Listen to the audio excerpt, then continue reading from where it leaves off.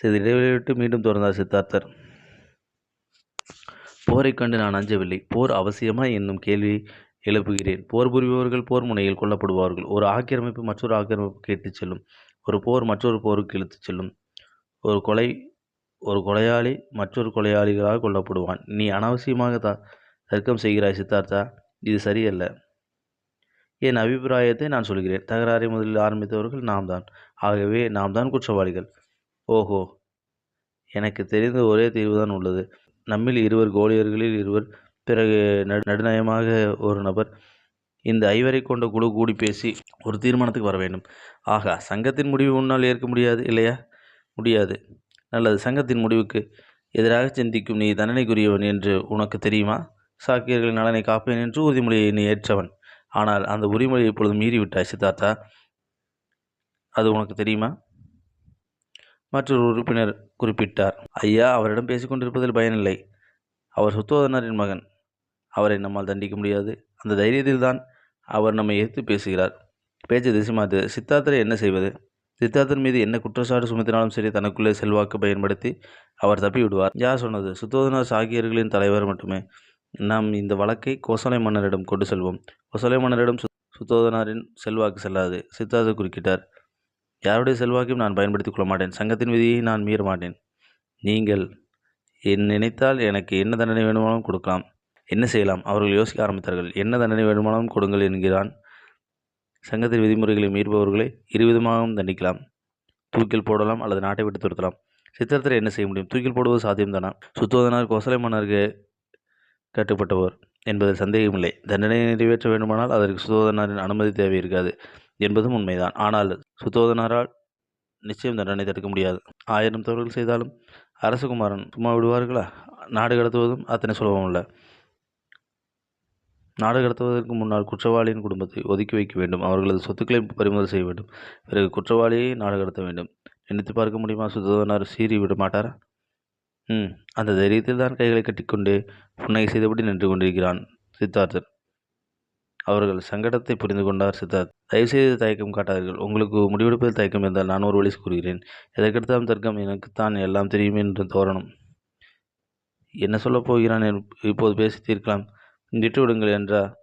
சரி, கேட்டுத்தான் பார்ப்போம். சித்தார்த்தா தீர்க்கமான குரலில் சொன்னார். தூக்கில் போடும் அளவுக்கு மகாபாதக செயல் எதையும் நான் செய்யவில்லை. என் பொருட்டு என் குடும்பத்தாரின் உடைமைகளை பறிக்கப்படுவதை நான் விரும்பவில்லை. அது தர்மம் ஆகாது.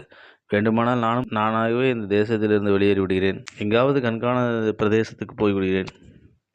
நான் இன்னாரின் மகன் என்று யாரிடமும் எக்காரணத்துக்காகவும் சொல்ல மாட்டேன். என்ன சொல்கிறீர்கள்? ஒருவரும் ஒரு வார்த்தையும் பதில் சொல்லவில்லை. என்ன சொல்வது என்று அவர்களுக்கு தெரியவில்லை என்பதுதான் உண்மை. மூத்தவர் ஒருவர் வாய் திறந்து மெல்ல முணுமுணுத்தார். நன்றாக யோசித்து பார் சித்தார்த்தா. நீ எதற்காக உன் சுகங்களை தொடர்ந்து தேசாந்திரியாக போக வேண்டும்? விதண்டாவாதம் புரியாமல் எங்களுடன் ஒத்து போகவிடு. மன்னிக்க வேண்டும். எந்த காரணத்தை முன்னிட்டும் என்னால் போரை ஆதரிக்க முடியாது. நான் வெளியேறுவதற்கு முன்னால் மற்றொரு விஷயத்தையும் தெரிவித்து விட விரும்புகிறேன். நீங்கள் உள்ளவர்கள் எல்லோரும் போரைத்தான் விரும்புகிறீர்கள் என்று தயவு செய்து நினைத்து விடாதீர்கள். இவர்களில் சிலர் அமைதியை விரும்புபவர்கள்தான். ஆனால் எதிர்த்து பேசினால் தனக்கு தண்டனை கிடைக்க நேரிடும் என்பதனால் வாய்மூடி அமர்ந்திருக்கிறார்கள். இதுவும் தவறான செய்திதான் என்று பட்டதை தைரியமாக எடுத்துரைக்கும் பண்பு வேண்டும். அதுதான மெய்யான வீரம். சுத்தோதனார் துடிதுடித்து போனார். ஆற்று நீர் பங்கிட்ட விவகாரத்தில் சுத்தோதனாரும் போருக்கு எதிரானவரே. இளைஞர்கள் அனைவரும் வாளை உருவி கொண்டிருக்கையில் அமைதியே சரியான தீர்வு என்று சித்தார்த்த சக்கியர்கள் சங்கத்திடம் போராடியது அவருக்கும் பெரும் வியப்பையும் மகிழ்ச்சியும் அளித்தது. ஆனால் சித்தார்த்தர் வீட்டை விட்டு வெளியேற முடிவு செய்ததை அவரால் ஏற்றுக்கொள்ள முடியவில்லை. இனி ஒட்டுறவு இல்லை என்று தன் மகன் கத்தரித்து கொண்டு கிளம்புவது அவரை உலுக்கியது. சித்தார்த்தா, இத்தனை பெரிய துன்பத்தை நீ வரவேற்று கொள்ள வேண்டுமா? கலங்க வேண்டாம் அப்பா. தர்மத்தின் பக்கம் நிற்பதன் பொருட்டு எந்த துன்பத்தை வேண்டுமானாலும் அனுபவிக்கலாம். தவிரவும் இங்கிருந்து வெளியேறி விடுவதாக நான் அவர்களுக்கு வாக்களித்திருக்கிறேன். கௌதமி கலங்கி நின்றார். நீ இல்லாமல் நாங்கள் மட்டும் இங்கே என்ன செய்யப் போகிறோம்? நாங்களும் உன்னுடன் கிளம்பி வந்து விடுகிறோம். சுத்தோதனாருக்கும் அதுவே சரியான யோசனையாகப்பட்டது. எல்லோரும் குடும்பத்துடன் வெளியேறிவிடலாம். கோசலை மன்னரிடம் அடைக்கலம் புகுந்து விடலாம். அவர் நிச்சயம் நம்மை அரவணைத்துக் கொள்வார். வேண்டாம் என்பதை ஒரு புன்னகையால் சுத்தோதனாருக்கு தெரியப்படுத்திவிட்டு அரண்மனைக்குள் நுழைந்தார் சித்தார்த்தர். இவர்களை எப்படியோ சமாளித்தாகிவிட்டது. யசோதரை எப்படி எடுத்துக்கொள்வார்? அவளால் என் நிலையை புரிந்து கொள்ள முடியுமா? தயங்கித்தான் நுழைந்தார் சித்தார்த்தர்.